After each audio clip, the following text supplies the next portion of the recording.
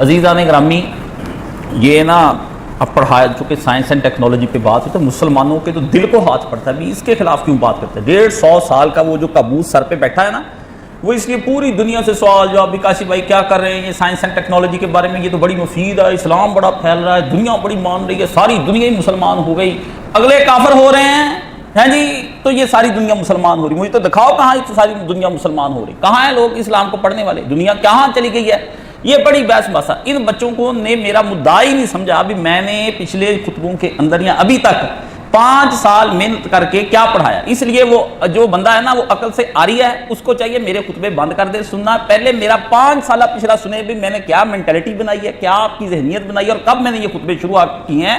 کوئی یہ ایک چیز درمیان سے آپ ایک پرزا پکڑیں پوری مشین میں سے اور کہیں جی یہ پرزا میں نہیں سمجھتا یہ نکارا ہے فلانا، میں بتا رہا ہوں نا کہ پرزا پوری مشین دیکھنی پڑتی جب بھی کوئی دیکھنی ہے آپ نے، اکیلے پرزے کا تو کوئی فائدہ نہیں دنیا کے اندر آپ دیکھیں گے۔ تو اس لیے سائنس اینڈ ٹیکنالوجی پہ جو میں نے خطاب کیا ہے، اس سے پہلے میں نے 5 سال کہاں کلمہ شریف سے میں نے بات چلائی تھی مولانا کی مسجد سے، اور وہ ایک مینٹلٹی تھی، ایک ایک صفحہ اور ایک ایک چیز بنی اور ایک ایک میں نے لفظ تحریر کیا ہے اپنی محنتوں کے ساتھ، تب جا کر کے آخر کر کے اپنے سننے والوں کو۔ اب کوئی درمیان سے آتا ہے تو اس کی اپنا عقل کا ماتم کرنا چاہیے، جا کے پیچھے پڑے۔ ایک بچے کو ایم اے کی کتابیں نہیں سمجھ آ رہی ہیں، کچی پکی نہیں پڑھ کے آیا تو میرا اس میں کیا قصور ہے؟ ایم اے کی کتاب تو غلط نہیں ہے نا، ایم اے کی کتاب بالکل ٹھیک ہے۔ ایک بندے نے لاء کی کتاب ہی نہیں اس کو سمجھ آ رہی، اس بندے نے پیچھے بی اے ہی نہیں کیا ہوا، نہ میٹرک کیا نہ ایف اے کیا، وہ کہتا ہے یہ جج گدھا ہے، یہ جو غلط فیصلے دیتا جا رہا ہے، میں یہ سمجھتا ہوں۔ اس لیے نان پروفیشنل آدمی جو ہے، اس آدمی کی بات کا ہم کسی قسم کا جواب دینے کے روادار ہی نہیں ہے۔ نان پروفیشنل کے لیے ہم یہ جو باتیں میں کہہ رہا ہوں یہ مجددین کی باتیں ہیں، عام بندے کی باتیں نہیں ہیں کہ ہر خاص و عام جس کو پڑھ رہا ہے، جو 10ویں کلاس کا ہے، جو ایم اے کا، جو ڈاکٹر ہے، ڈاکٹروں کو بھی کچھ نہیں پتا، انجینئرز کو کچھ نہیں پتا، جاہل ہے، مجھے پتا ہے ان کو کیا مہارتیں ہیں، بس ہاتھوں کی سمجھ لیتے ہیں یہ چیز اس سے جوڑ لو جو اس سے جوڑ لو۔ فلسفی آف دی سائنس یہ دنیا کا مشکل ترین ٹاپک ہے، نہ اس پہ کوئی پڑھتا ہے نہ کوئی اور، لیکن میں اپنے حق میں بھی پڑھتا ہوں، اپنی مخالفت میں بھی پڑھتا ہوں۔ جو فلسفی آف سائنس کے حق میں لکھتے ہیں وہ بھی میں بتاؤں گا، اور ان کا میں بتاؤں گا، انہیں بیچاروں نے ان کے کبھی نام بھی نہیں سنے ہوں گے۔ میں کہتا ہوں ان استادوں کے نام ہی سمجھا دینا مجھے، تو میں ان کو لاکھ روپیہ نام دے دوں بھی لو جی تم لوگوں نے نام بھی نہیں پڑھے بھی۔ جدید سائنٹسٹ کون ہے؟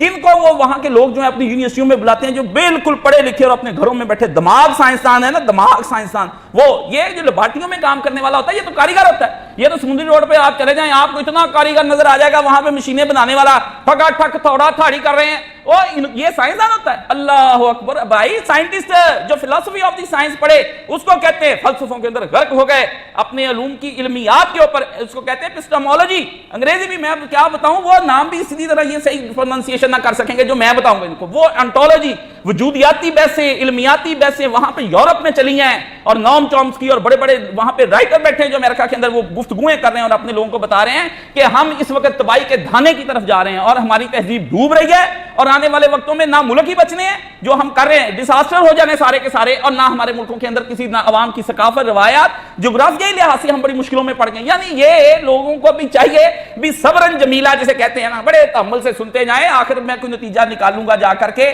استاد جی نے ابھی لیکچر شروع کیا نہیں استاد جی آپ نے لیکچر کو، استاد جی کو ٹیکا تو لگانے دو، انشاءاللہ بڑا سکون ہے۔ ٹیکے کی چبن فیل ہوتی ہے تو ٹیکے مارنی شروع کر، ٹیکے کس لیے مارے ہو؟ ابھی انجیکشن گیا نہیں اندر، انشاءاللہ این نور و نور ہو جائے گا، روشن ہو جائے گا۔ تو گفتگو جو میں کر رہا تھا امانویل کانٹ کی، کانٹ جو ہے اس کے بارے میں نے پڑھایا، اور یہ میں اپنے گروپ میں شیئر کرتا ہوں، اور سارے بچوں کو یہ نہیں کہ میں کتابیں اس طرح ہی آپ کو پڑھا رہا ہوں، یہ کتابیں انگریزی میں ہیں۔ اول یہ ویسے ہی نہیں پڑھتے پڑھتے، ان کو انگریزی میں دلچسپی، جن کو ہے وہ ناول پڑھتے رہتے، ملا آن دی فلاس، شیکسپیئر، ڈاکٹر فاسٹس، اس طرح کی چیزیں پڑھتے، ان کو ان سے کیا علمی باتیں ہیں، اور بہت ہائی فائی علمی باتیں، چھوٹے کی نہیں۔ اسلام کسی اور چیز ہے، اسلام کا تو سارا تعلق ایمان بالغیب کے ساتھ ہے۔ اسلام بندے کو کہتا ہے کہ بھائی میں یہ باتیں تمہیں بتا رہا ہوں، ان باتوں پر تم اگر عمل کرو گے تو تمہیں آخرت میں جزا ملے گی، ان پر عمل نہیں کرو گے دنیا بھی تباہ ہو جائے گی، آخرت بھی تمہاری۔ سائنس کا آخرت سے کیا تعلق ہے، مجھے یہ آپ بات سمجھا دینا، وہ اس کا عالم غیب سے کیا تعلق ہے، کیا وہ ثابت کرے گی سائنس بھی؟ جب وہ کہتی ہے، سائنس کہتی جو شاید تجربے میں نہیں نہ آتی، مشاہدے میں نہیں آتی، ہم نہیں اس کو مانتے، وہ شاید بالکل ٹھیک نہیں ہے۔ وہ ایک اگر ہے بھی نہ تو ہمیں اس سے کیا، اگر خدا اگر اس تک بھی آگے سائنسدان بھی خدا اگر ہے بھی نہ تو اب وہ نکارا ہو چکا ہے، اب وہ جہان نہیں چلا سکتا، اس کے ہو گئی غلطی یہ کائنات بنا کے، اس لیے اب اسے کائنات سنبھالی نہیں جا رہی، اور اگر تھا بھی تو اس وقت مر گیا۔ پہلے تھا کسی زمانے میں، جیسے کوئی کہتا ہے گھڑی بنانے والا تھا، وہ بعد میں گھڑی بنا کے مر گیا، گھڑی چل رہی۔ کیسی مثالیں ہیں؟ مریم جمیلہ رحمۃ اللہ علیہ جو ایکس مارگریٹ مارکس ان کا نام ہے، وہ جیوسٹ تھیں، اللہ بعد میں مسلمان ہو گئی، انہوں نے اپنی جو کتاب اسلام اینڈ ماڈرنزم اس کے اوپر جو انہوں نے لکھی ہے وہ کتاب پڑھنی چاہیے نا. یا ویسٹرن سیولائزیشن کنڈیمنڈ بائی سیلف, اس نے اتنی 2 جلدوں میں کتاب لکھی اور اسی پاکستان میں بیٹھ کر لکھی. افسوس جماعت اسلامی سمیت, کیونکہ میں اس لیے کہتا ہوں وہ جماعت اسلامی ان کا میاں جماعت کا رکن تھا اور وہ مولانا مودودی کے کہنے پہ یہاں آئی تھی. اس سمیت جتنے بھی یہاں پر ہے نا اور دیگر ڈنگران, ان میں سے کسی نے وہ کتاب نہیں پڑھی. میں اب کیا کروں ان کتابوں کا, کیسے کروں؟ پڑھنے سے علم آتا ہے. آپ گھر بیٹھے آپ کہیں جی میں بن پڑھے ڈاکٹر بن جاؤں اور ڈاکٹروں کی ہر بات کی ریجیکٹ کرتا رہوں, بن پڑھے میں وکیل بن جاؤں, بن پڑھے میں جج بن جاؤں, بن پڑھے میں اکاؤنٹنٹ بن جاؤں. تو اس طرح کبھی ہوا ہے زندگی کے اندر؟ اس لیے وہ لوگ اس گفتگو میں دخل ہی نہ دیں کہ جن لوگوں نے سائنس اور اس کی دیگر چیزوں کو ابھی آج تک پڑھا ہی نہیں, اور جدید سائنٹسٹ کو نہیں پڑھا. پرانے سائنٹسٹ کو پڑھنے کا کیا فائدہ؟ آپ کو جو کالج یونیورسٹی میں پڑھائے جاتے ہیں نظریات سائنسدانوں کے, بایولوجی میں اور دیگر میں, آپ دیکھ رہے ہیں پاسکل مر گیا, بوہر مر گیا, نیوٹن مر گیا, آئنسٹائن مر, اس کی جگہ 20 بندے آ گئے, ابھی آپ ان کو پڑھتے جا رہے ہیں. ابھی یہ بایوجینسس آپ کو پڑھایا جا رہا ہے نہ, رسول سقراط کو پتا کچھ نہیں.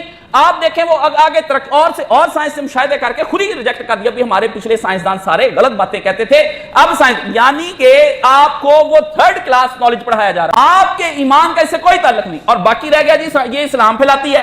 مجھے یہ بتایا جس بندے نے بھی یہ سوال اٹھایا نا کہ ایمانداری سے بتایا بھی جتنے سال اس نے دنیا کا علم حاصل کرنے میں لگائے, کیا اتنے سال اس نے دین کا علم پڑھ لیا؟ اس نے کتنی کی وہ تبلیغ لے لی. چلو وہ لوگوں کو حق میں ہے نا جی دنیا میں اسلام پھیل رہا ہے, تیرے اندر پھیل رہا ہے وہ اسلام, تیری بیوی بچوں کے اندر پھیل رہا ہے جو اسلام کے نام پر 70 سال سے ملک لیا, اس میں پھیلا لیا ابھی جہالتوں کی جگہ پر. آپ ذرا سوچے, یہ مغالطے ہیں. اور مغالطہ قرآن مجید کے اندر میں آپ کو بتا دیتا ہوں, قرآن مجید جب فیصلہ کرتا ہے نور کی کتاب ہے, واللہ اس جیسی نور کی کتاب واقع یہ نہ ہوتی, اللہ اللہ مغالطوں کے اندر پڑھ کے آدمی مر جاتا ہے. مغالطہ ایک ایسی شے ہوتی ہے کہ بندہ اس کو علمی سمجھ رہا ہوتا ہے, وہ شے بڑی علمی ہوتی ہے اپنے طور پر, لیکن ایسا وہ اس کو چکر آ جاتا ہے کہ اس کو پتہ ہی نہیں چلتا کہ اس کے اندر حق کیا اور باطل کیا. اپنے طرف سے وہ صحیح سمجھے قرآن مجید کیا ہے. قرآن مجید میں بات ہوئی کہ اللہ نے کہا کہ تجھ سے نبی یہ سوال کرتے ہیں کہ یہ جوا اور شراب اس کے بارے میں تو کیا کہتا ہے, اس کے بارے میں یسألونک عن الخمر, وہ بڑا اہم ہے.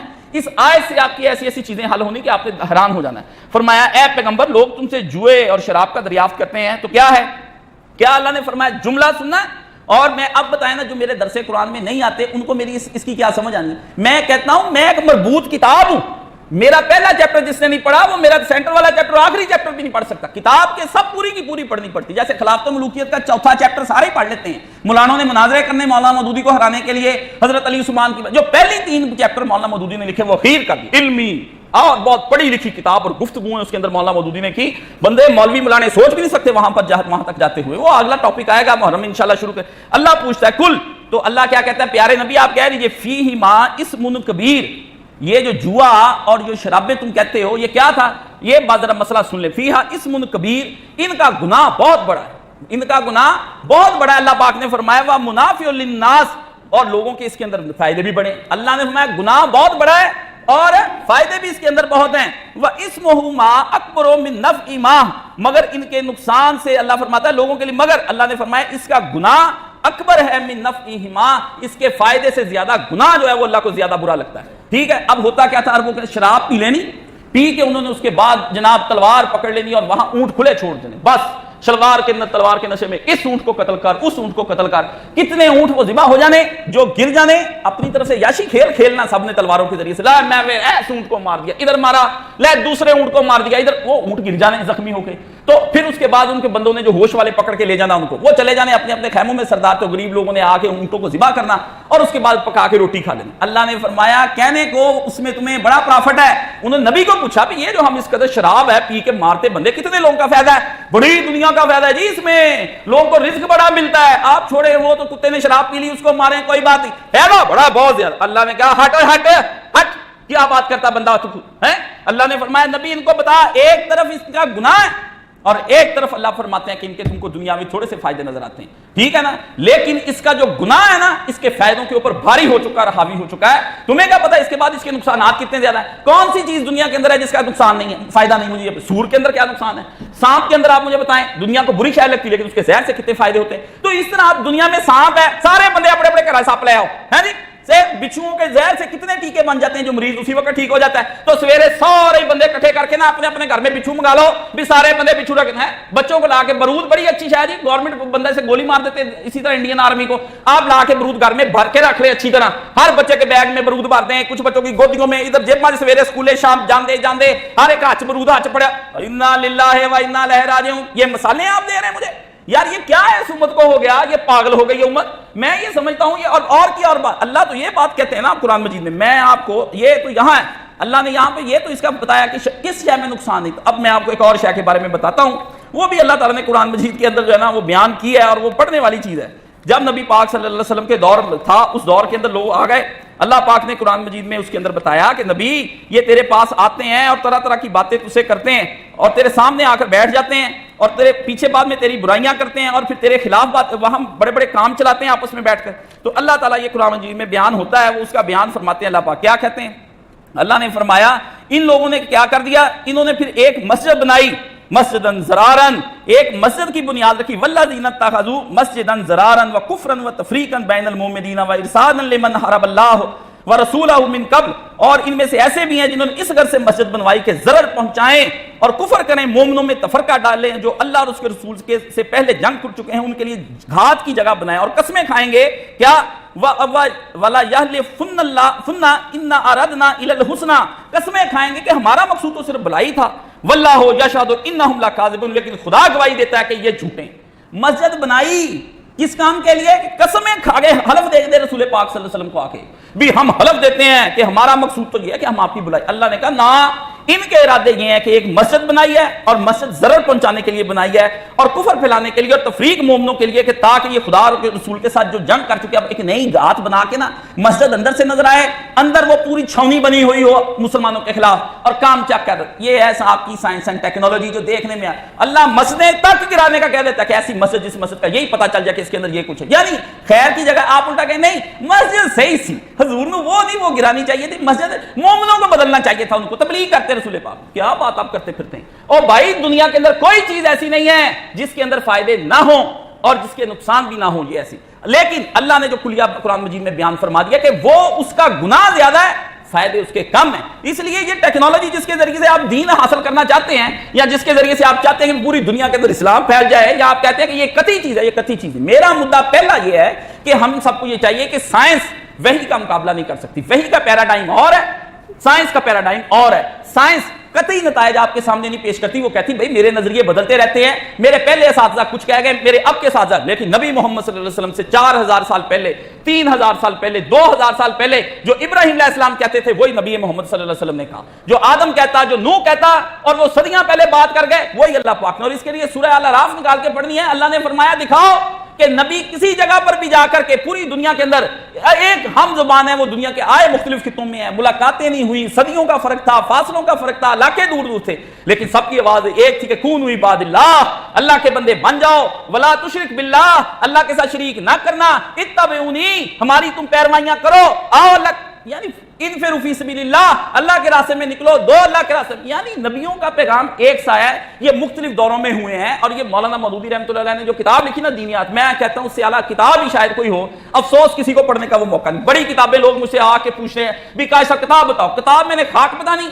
تم لوگ دینیات کو سمجھتے ہو کہ دینیات کوئی بہت رافسی کتاب مولانا مودودی نے لکھ دی. نہ اس میں مولانا نے نبوت کی یہ سب سے بڑی دلیل تھی. مولانا نے کہا دلیل ہی یہی ہے کہ دنیا کے تم دیکھتے ہو کہ کونے کونے کے اندر دنیا کے اندر مختلف جگہوں پر نبی آئے، بولیاں ان کی الگ الگ، زبانیں ان کی الگ الگ، ملے وہ کبھی نہیں، صدیوں کے فاصلے، کوئی آپس میں مواصلاتی رابطہ ان کے ساتھ نہیں، لیکن سب کی زبان ایک ہے کہ ایک اللہ کی عبادت کے لیے کھڑے ہو جائے. نفس کے مقابلے کے اندر لوگوں کو دین کی دعوت دی. اس سے بڑی تم نبوت کی اور کون سی آپس میں چاہتے ہو کہ اللہ نے انتظام نہیں کیا نبیوں کا، نبوت کی کیا دلیل مانگتے ہو. اس لیے یہ جو اب میں آپ کو بتاتا ہوں یہ آج فلسفیوں کا میں نے رد پہلے کیا اور سائنسدانوں کا بھی میں اس لیے کر رہا ہوں کہ ہمارا وہ پیراڈائم ہی نہیں. ہم سے ڈسکشن باقی ابھی میں بتاؤں گا. یہ ٹیکنالوجی اینڈ سائنس اور یہ جدید ریاست اور یہ سرمایہ داری اور یہ کیپٹلزم اور یہ یو این او کے بنائے ہوئے قانون، آپ ایک جماعت اسلامی نہیں پورا ملک مل کے جماعت اسلامی بن جائے نا، پورا ملک، سید مودودی جیسے کروڑ بھی پیدا اس ملک میں اسلام نہیں آ سکتا کسی صورت میں. کیوں؟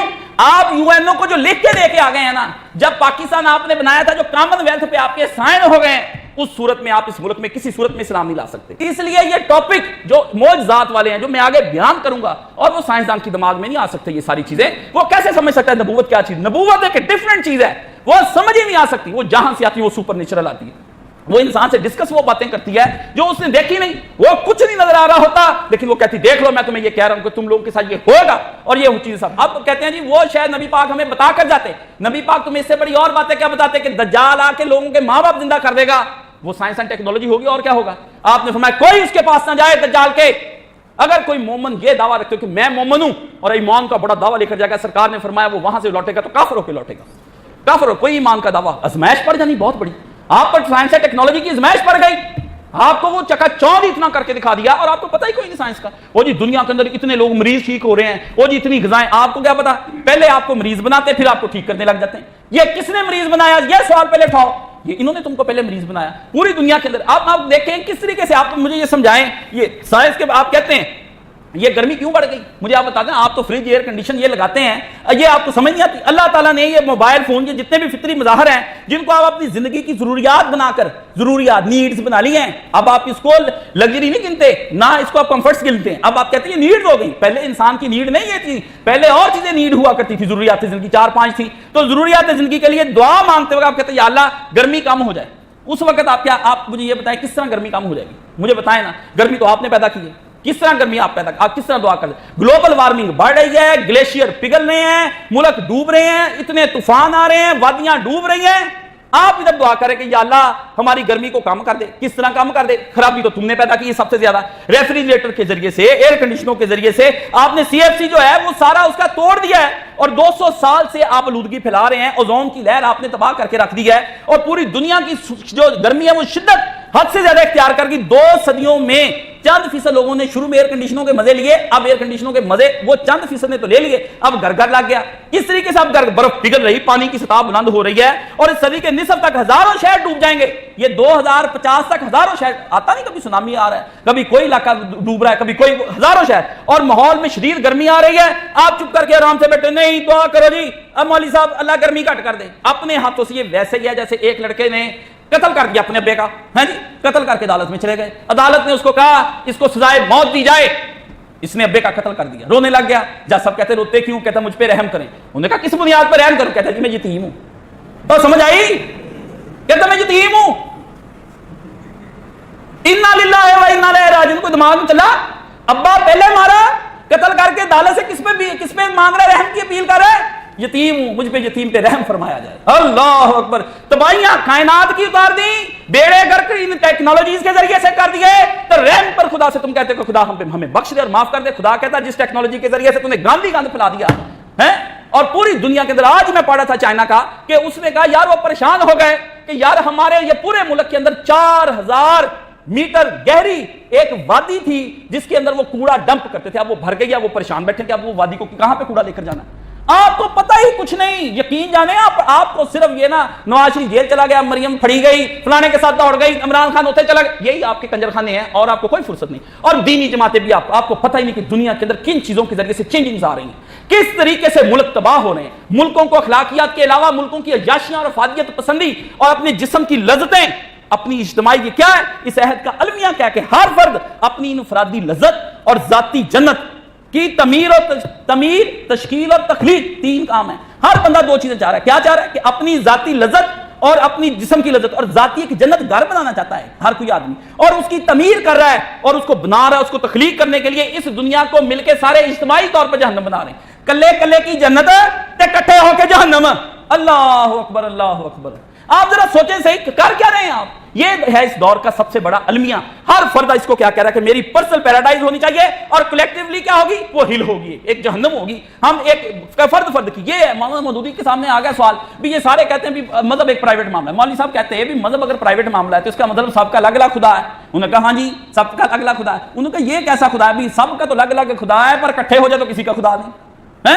لبرل یہی کہ کسی کا کوئی دین نہیں ہے، سب کا اپنا۔ انہوں نے کہا یہ المیہ کہاں سے آ گیا؟ وہ جو کہتا ہے میں ہے تو کلے کلے دا خدا پر سب کا کٹھا خدا نہیں، ایک ایک کا تو با ہوں پر سب کا کٹھا با ہوں نہیں، کیسی بات؟ انہوں نے کہا کھوتے ہیں نا کٹھے ہوئے، تو یہ ہے یہاں پر کہ یہ کہاں سے لے کر آنا، یہ کہاں سے ڈنکیز پیدا کر دی ہیں آپ نے، آپ کو سوچنے سمجھنے کی طرف نہیں لے کے جانے دیتے۔ میں ان علوم سے آپ کی توجہ ہٹانا چاہتا ہوں، میں کہتا ہوں ان علوم کی طرف آؤ جہاں تمہارے بچے ٹھیک ہے۔ مجھے پتا ہے کہ سر دست آپ ان ٹیکنالوجی سے نہیں نکل سکتے، میں نہیں نکل سکتا، میں کہوں وہ جی آپ کر رہے ہیں تو میں نے نہیں کرنی تو کیا کرنی؟ جب تم نے گاندھی اتنا پھیلا دیا تو میں ٹیکنالوجی، مجھے کہتے ہیں اس کو دین کے لیے استعمال نہ کر، میں تم تک تو سمجھاؤں جہاں تک میرا زور چلتا ہے، لیکن کیا ہے کہ اس کو کوئی بچیں، کوئی اس کے اثرات کو کم کرے، آپ کو پتہ تو چلے کہ ہم کہاں لٹے جا رہے ہیں، نہیں اس طرف نہیں، آپ نے پتہ جو ہے کہ لذتوں کو ہاتھ ڈالا ہے میں نے سب سے پہلے۔ موبائل فون آپ کی کیسی لذت ہے، کہتے ہیں جی چھری ہے، چھری سے آپ گوشت بھی کاٹ سکتے ہیں، بندہ بھی مار سکتے ہیں، تو موبائل سے کیا کر سکتے ہیں آپ مجھے بتا دیں، ہر وقت چھری ہم اس طرح لیے پھرتے ہیں، مجھے بتائیں، یہ بتائیں ذرا، سمجھائیں مجھے اولڈ سائنسز پڑھنے والے کہ کیا ہر ایک کے ہاتھ میں چھری ہے، اس طرح بیٹھا ہوا ہے، اس کے ہاتھ میں بھی چھری، اس کے ہاتھ میں بھی چھری، اس کے ہاتھ میں بھی چھری۔ موبائل مثالیں دیں ان کو، دیکھیں ان کو تو مثالیں بھی دینی نہیں آتی ہے، ایگزامپل دینا دنیا کا مشکل ترین کام ہے۔ آپ کہتے ہیں فار ایگزامپل، وہ ایگزامپل نہیں ہوتی، وہ مثال نہیں ہوتی، وہ آپ کے ذہن میں مثال گھڑنی ہوتی ہے، لیکن علم اس کی دنیا میں مثال نہیں ہوتی۔ اس کے لیے اس کو رد کرنے کے لیے پھر ایک علم پڑھایا جاتا ہے جس کو ہم کہتے ہیں لاجک، علم المنطق، منطق کا علم پڑھایا جاتا ہے، اتنی موٹی کتاب جس کے اندر یہی پڑھائے جاتے ہیں کہ مغالطہ کیسے دیتا بندہ اور آپ نے اس بندے کو مغالطے سے کیسے نکالنا ہے، وہ علمی طور پر کہاں گر جاتا ہے، آپ نے اس کو سمجھانا ہے کہ یہ وہ مثال نہیں بنتی میرے بھائی، اس کو ہم کہتے ہیں قیاس مال فارق، کہ اس کی یہ مثال نہیں بنتی، اس کی مثال اور بنتی ہے، اور یہ کام عام بندے کا نہیں ہے، یہ کام مجتہد دماغ کا ہوتا ہے، بہت جینیس، سپر جینیس آدمی کا کام ہوتا ہے۔ یہ چھوٹے چھوٹے بندے اپنے گھر کے مسئلے حل نہیں ہو رہے ہیں جی، اپنی ذات حل نہیں ہو رہی، اور اپنی ذات حل ہونے کے بارے میں کس کے پاس جا کے گئے ہیں، اس کام میں جو مصروف ہیں، اور یہ وہ کام کر رہے ہیں جس کام کو یورپ پہلے مسترد کر ریجیکٹ کر چکا ہے۔ یورپ کہتا ہے یار ہمارا اسے تعلق نہیں، اس لیے انہوں نے مذہب بھی چھوڑ دیا، انہوں نے کرسچینٹی بھی چھوڑ دی، وہ کہتے ہیں بس مذہب کو رکھو انجوائمنٹ کرنے کے لیے، مثلا کرسمس والے دن سارے مذہب کو ضرور مانو ہیں، یا ایسٹر آ جائے مانو، گڈ فرائیڈے پر مانو، جب آپ نے اس جسم کی لذت پوری کرنی ہے نا اس دن کے لیے مذہب کوئی لے آؤ، جس دن وہ لذت پوری ہو جائے شام کو اگلے دن 26 دسمبر آ گیا ختم، کہانی دور کرو، اب کیا کون سا مذہب کون سا عیسیٰ علیہ السلام۔ سوشل سائنس میں سائیکالوجی کے بارے میں بعض دعوے ضرور کرتی ہے، لیکن تمام دعوے تجربات اور مادی منہاج سے تعلق رکھتے ہیں، اس کا روحانیت اور مابعد الطبیعیات سے کوئی تعلق نہیں۔ سوشل سائنسز کے ذریعے سے آپ کرتے ہیں کچھ نہ کچھ رویے، وہ سائنس جو زندگی سے ایک آدھ ٹکڑا نوچ سکتی ہے وہ کل کا علم نہیں رکھ سکتی، یہ بات سمجھ لیں۔ زندگی کا ایک آدھ جس نے ٹکڑا نوچ لیا، روٹی کا ایک ٹکڑا نوچنے سے مراد یہ ہے کہ اسے پوری روٹی حاصل کر لی، تھوڑی سی آپ کی کوئی مشکل حل کر دی تو آپ کہتے ہیں یہ پورا علم ہی بن گیا، یہ آپ کے درد کا درمان ہی ہو سکتی ہے، آپ کا رزق کا سامان ہی ہو سکتی۔ اس لیے حقیقت کے بھی کسی محدود جزو کا علم جزو علم ہی ہوتا ہے، یہ ایک مجھ سے ایک ٹاپک سمجھ لیں۔ ایک بہت بڑی حقیقت جو ہوتی ہے نا، اس کا اگر آپ نے ایک چھوٹا سا ٹکڑا لے لیا ہے تو وہ جزو حقیقت لی ہے، پوری حقیقت آپ نہیں سمجھ سکے۔ آپ یہاں سے اگر اس کو کاٹ لیں لکڑی کے اس ٹیبل سے تو کیا آپ نے پورا ٹیبل لے لیا؟ نہیں، آپ نے اس کا وہ ٹکڑا ہی کاٹا ہے۔ اگر سائنس ہلکا پھلکا کہیں ٹچ کر جاتی ہے آپ کے روحانی مسائل اور نفسانی مسائل کو تو اس کا مطلب کیا کیا اس نے آپ کے سارے مسائل کو حل کر دیا۔ انا للہ و انا الیہ راجعون، یہ کون جاہل ہے؟ Go and learn the logic, جاؤ جا کر کہیں منطق پڑھ کر آؤ، تمہیں پتا چلے کہ تم کس کن علوم کے ذریعے منطق پڑھی ہوئی ہے۔ بحمدللہ کوئی اس طرح ہوا میں نے تیر چلائے ہوئے بندہ ہے خدا، یہ تو مر گئے وہ علماء جو اب ان موضوعات کو چھیڑتے اور تمہیں بتا دیتے۔ کہاں میں روتا ہوں؟ شبیر احمد عثمانی کو روتا ہوں میں، مولانا اشرف علی تھانوی کو روتا ہوں، رشید احمد گنگوئی کو روتا ہوں، حضرت مولانا قاسم نانوتوی رحمۃ اللہ علیہ کو روتا ہوں، اور فضل حق خیر آبادی کو روتا ہوں، اور میں اپنے سب سے بڑے امام الموحدین سید الشہیدین حضرت امام سید شاہ اسماعیل شہید رحمۃ اللہ علیہ، میں اس کو روتا ہوں کہ جس کے علم منطق کے سامنے کوئی بندہ ٹھہر نہیں سکتا تھا۔ تقویۃ الایمان جیسی کتاب جس نے لکھ دی، آپ کو کیا پتا؟ شاہ جی تو کھڑے کھڑے آیا سوال لے کے، شیعوں کا ایک عالم آ گیا شاہ جی کے پاس کھڑا ہو کے کہتا ہے شاہ جی مجھے کچھ سوالوں کے جواب چاہیے۔ شاہ جی نے کہا کس سے چاہیے؟ کہتا جی وہ اسماعیل کہاں ہے؟ کہتا جی مجھے اسماعیل سے بھی ملوا دوں گا، چلے سوال سنا دیں۔ کہتا آپ کے سنانے کے قابل نہیں۔ شاہ صاحب گھوڑے کو کھرکھرا کر رہے تھے، کہتے سر جی ہمیں بھی سنا دیں، غریبوں کو بھی سمجھ آ جائے۔ اسے سوال سمجھائے، اسے کہا جی پہلا سوال میں نے شاہ سے پوچھنا ہے، شاہ جی نے اس کا جواب دے دیا۔ اس سے پھر دوسرا تیسرا 16 سوال پوچھے، شاہ نے سیٹ کر دیا اندر تک، چپ کر کے چلا گیا۔ کہتا جس شاہ کا گھوڑا رکھنے والا ملازم اس قدر پڑھا لکھا ہے وہ شاہ کیا ہوگا؟ 12 کوٹ کے میدان میں 1831 میں شہید ہو گیا وہ شاہ، اور رنجیت سنگھ حرامی کی فوجوں کے ذریعے سے ہوا، جس کا اس حکومت نے مجسمہ قلعے کے باہر رکھ کر تصویریں کھنچوا کر پوری دنیا کو بتایا کہ یہ ہے وہ شاہ جس نے وقت کے 2 شہیدوں سید احمد شہید بریلی اور سید شاہ اسماعیل شہید رحمۃ اللہ علیہ کے ہزاروں کے قافلے کو بالا کوٹ کے میدان میں گھیر کر قتل عام کر کے ان کی قبریں بھی وہاں پہ رہنے دی۔ ان حرامزادوں نے انہوں نے وہاں پہ رنجیت سنگھ کا باہر لگا دیا، جس نے شاہ اسی مسجد کے اندر گھوڑے بنوا دیے ہیں جی، جس کی بیوی مائی جندہ نے لوگوں کے اوپر چڑھائیاں کرا کے مسلمانوں کی بیٹیاں گھروں سے اٹھوا لی۔ آپ اس کو کہتے ہیں جس نے پورا پنجاب ہلا کے رکھ دیا تھا، اور آپ آج تک جو مشرک ہیں اسی رنجیت سنگھ کی وجہ سے مشرک ہیں۔ وہ 39 سال یہاں حکمرانی کرتا رہا، اور آپ نے صرف یہ جی ہمارا سرمایہ ہے رنجیت سنگھ، کل کو فرعون کو لے آئیں گے، وہ کہہ دیں گے فرعون ہمارا سرمایہ ہے، وہ ابو جہل کا مکہ کے اندر ٹاور لگا دیں گے کہ ابو جہل ہمارے دور کا ہمارے عربیوں کا سرمایہ، تو پھر کیا کریں گے آپ ان سرمایوں کو؟ یہ ہے اسلام۔ जो तुम्हें कहता है कि नस्लों से, रंगों से, कौमों से, जगराफिये से, माँ बाप से, औलाद से, खानदान से, बरादरी से, हर शहर से बालातर होकर कूनू इबादिल्लाह, एक अल्लाह के बंदे बन जाओ। ये है वो खुदा। तुम अभी तक अपनी सकाफतों और कल्चरों के अंदर डूबे हुए हो। तुम मिल्लत इब्राहिम के पास वहां हुआ करते थे। ये क्या हुआ कि तुम यहां पंजाब के पास, नहीं, पंजाब की कोई हैसियत नहीं है। कैसा पंजाब, कौन सा पंजाब, कौन सी पंजाब की जगीर, कौन सा पाकिस्तान और कौन सा हिंदुस्तान और कौन सा बड़े सगीर और कौन सा एशिया और कौन सी दुनिया। मुसलमान इस जमीन और आसमान से बुलंद होकर उठता है, उसके लिए ये जमीन और आसमान कैद हैं, अपने लिए लामकाम, मेरे लिए 400। इकबाल पीट उठा खुदा की बारगाह में, उसने कहा एक तरफ मुझे कहता है मोमिन बन, अल्लाह भी अपने बारे में कहता है खुदा मोमिन है। कुरान मजीद में आता है कि ये अल्लाह की सिफत है। मैं उसे कहा आपको क्या कहता है मोमिन, मुझे भी कहता है कि तू मोमिन बन जा। मैं कैसे मोमिन बन जाऊं? अपने लिए लामकां, अपने लिए तू जमीन से उठकर पूरी कायनात में छाया और मेरे लिए 400, मुझे बाउंड्रीज में बंद करता है, मुझे भी वैसा ही बना दे जैसा तू अपना बंद। अल्लाह अकबर। और बाउंड्रीज के अंदर क्या है, इस मुल्क के अंदर आप जा रहे हैं, आप टेक्नोलॉजी के हाथों गुलाम बन गए हैं, साइंस के हाथों, फलसफे के हाथों आप गुलाम बन रहे हैं। वल्लाही मैं तुम्हें कुछ और कहता हूं, किर्गिज का जहां और है, शही का जहां और, गर्चे फजा है परवाज है, दोनों की एक सी जहां में, इसी एक जहान में दोनों रह रहे हैं, एक ही जगह। लेकिन कहां गिद्ध थे, कहां शहबाज की शहबाजियां, पलटना झपटना और झपट कर पलटना, लहू गर्म रखने का है एक बहाना। इस कायनात के अंदर हम वक्त मोमन एक कारसाज के अंदर जंग लड़ा 24 घंटे, और आप कहते हैं जी मेरा कल्चर इस जमीन के साथ जुड़ा हुआ है, जी मेरा कल्चर की मेरी धरती माता के साथ। धरती माता मौजूदी उस जमाने में बहुत वहां था, जिस जमाने में उसने लिखा कि हिंदुस्तान के टुकड़े दो करना चाहते हैं ना, महात्मा गांधी ने कहा मैं गांव है, इस गांव की रक्षा के लिए मैं अपने तन बदन को खत्म कर दूंगा, मेरे होते हुए गांव माता के दो टुकड़े नहीं हो सकते। मौदूदी ने कहा तू एक टुकड़े की दो की बात करता है ना, जनाब ने कहा दो में, मैं इस हिंदुस्तान को खुदा के नाम पर करोड़ों टुकड़ों में तकसीम कर दूंगा। तू ये बात करता है, तोड़ के रख दूंगा मैं ये प्याला, मुझे नहीं चाहिए ये प्याला, मैं मोहताज हूं तो सिर्फ और सिर्फ अपने उसमें महमूद गजवी का। महमूद गजवी ने कहा सबके सामने, एक प्याला बड़ा कीमती लाकर के जो उसका अपना था, जिसमें वो पानी पिया कर हीरे जवाहरात और शीशे का बना हुआ था, उसने बुला लिया सबको, वजीरों अमीरों को, तो उसने कहा वो वजीरों ये प्याला तोड़ दो। उन्होंने कहा हुजूर शाही प्याला है, आली जनाब को इस वक्त गुस्सा है, प्याला टूट गया, जनाब अली को तो प्याला पसंद ही पड़ा है, तो हम प्याले का बाद में कहां से लेकर आएंगे, हुजूर तो अभी गुस्से में है। दूसरे को उसने भी बहाना, तीसरे को, चौथे को, उसने कहा याज याज याज आया, उसने कहा याज ये कहते हैं कि प्याला तोड़ दे, प्याला मार के याज ने जमीन पर तोड़ दिया। उसने कहा हुजूर उसे क्यों तोड़ा याज प्याला? उसने कहा जनाब का हुक्म था, जनाब का हुक्म था, मैं मसले पे किस लिए देखूं, किस बिना पर मैं मसले पे, बादशाह का है, बादशाह ने जब अपने प्याला तोड़ देने को कहा तो तोड़ दे, जब बादशाह कहे कि अपने भाई को जिबा कर दे तो फिर जंग के मैदान में जिबा कर दे, जब अपने का पुत्र को जिबा कर दे, इब्राहिम लटा दिया उसी वक्त अपने इस्माइल को कल जिबा करता हूं। अभी फरमाया वजह तो वजह लिल्लज़ी फ़तरनी फ़िस समावाति वल अर्ज़, मैं तो अपना रुख अपने रब की तरफ कर चुका हूं, मैं अब टेक्नोलॉजी और साइंस और इनके ऊपर मैंने रुख करने हैं। फायदे किस शय के अंदर नहीं दुनिया को नजर आते, बादशाह की खुशनुदी नजर नहीं आई उन लोगों को, लेकिन याज ने कहा ये है वो गुलाम याज, तुम कहते हो कि इसको प्यार क्यों करते हो इस गुलाम को? अब पता चला कि याज ने किस चीज को देखा है। अफसोस ने कहा, इकबाल ने कहा ना गज़नवी में तड़प रही ना वो खम है जुल्फ़े याज के, उसने कहा ना हुस्न में रही वो शौकियां, ना इश्क में रही वो गर्मियां, ना खम, ना गज़नवी में तड़प रही ना खम है जुल्फ़े याज में। उसने कहा ना हुस्न हुस्न रहा, ना इश्क इश्क रहा, ना गज़नवी की वो जुल्फ है, ना खम है जुल्फ़े, ना याज वो रह गया। अब आप ना प्यार करने वाले नबी के रह गए, आपको दुनिया के अंदर फायदे तोड़ो, तोड़कर अलग कर दो अपने आप से। आप किस तरह से दीन समझा रहे हैं, किस तरीके से आप इन लोगों को समझाएंगे? मैं आपको बता देता हूं, दो चीजें हैं सोडियम और क्लोरीन को, ये दो चीजें NaCl, ये सोडियम का फार्मूला है NaCl, सोडियम और सोडियम क्लोरीन का।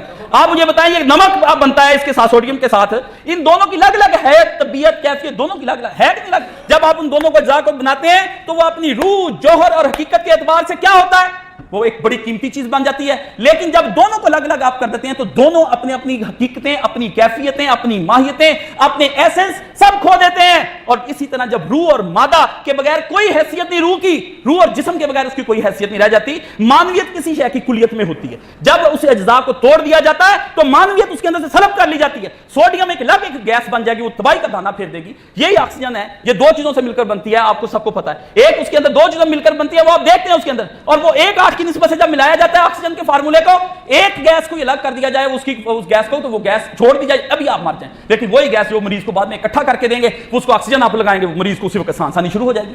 दोनों गैसें अपनी अपनी जगह पर मौत हैं, मिल जाए तो वो जिंदगी है। तो इसका मतलब है कि अलग करोगे किसी शय के जुज को तो वो मौत बन जाएगी। अगर साइंस हल्का सा जुज चुरा लेती है जिंदगी से, जिंदगी की इस लंबी दास्तान से, हाय हाय हाय, वो मैं तुम्हें शेर सुनाता, वो पूरी मेरे पास है, मेरी जान अब छोड़ दो इस काम को, है जिंदगी की ये लंबी सी डोर से, जो जो तुमने काटा है एक एक शाख का टुकड़ा, और एक एक टुकड़ा तुम کاٹ رہے ہو شاخ کا اور تم کہتے ہو کہ تمہاری زندگی کو اس نے سہل بنا دیا. کہیں پر اس زندگی نے تھوڑی سی افادیت تمہیں سائنس سے دے دی تو تم کلے ایمان لے کر آ جاؤ گے اس کے اوپر. یعنی آپ 24 گھنٹے اگر اس موبائل نے آپ کو ایک دن تبلیغ کی بات سنا دی تو 24 گھنٹے لے کر بیٹھے رہو گے. افادیت کس شے کے اندر نہیں یار.